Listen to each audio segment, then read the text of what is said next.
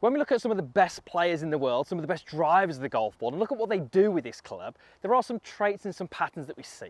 Now, one of those, which is often not discussed, is the fact that in the early part of the downswing, they move their weight to their lead side. Now, I'm sure you all know that. We know that we have to get the weight to the lead side, but what many don't realise is that with the driver, through the impact, they often move that pressure back to their trail foot momentarily. What that does, it creates a really nice body position, enables them to hit the ball up into the air and hit these really high drives that go a really, really long way. I'm going to teach you how to do that in this video with a really, really simple concept that you can visualize when you're over the golf ball. So here's what I want you to do. When you take your setup with a driver, I want you to imagine and visualize there is a wall up from the outside of your lead foot.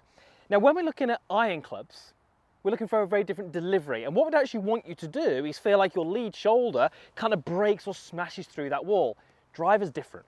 What I'd love you to feel with a driver is that as you begin your downswing, yes, this lead shoulder can start to move towards that wall, but through the impact, I would like you to feel as if that shoulder is sliding up the wall and actually pulling back away from it.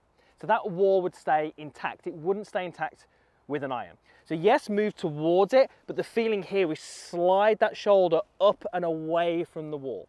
What that's going to do is it's going to give you this beautiful angle through the body.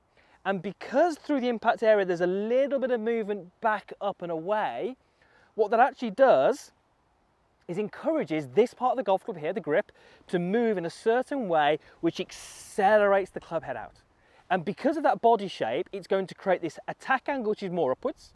As I said, it's going to create more speed in the club head, and if we can get those two happening, that's a really powerful combination. More speed, higher attack angle, we're going to get higher drives with lower spin that go further. Now, don't be afraid to feel like there's a little bit of weight going on to that back foot through impact. We generally want to finish there, but if it happens to happen through impact, that's absolutely fine. So I'm going to take a setup, I'm going to visualize that wall, I'm going to work towards it, but then pull back away from it.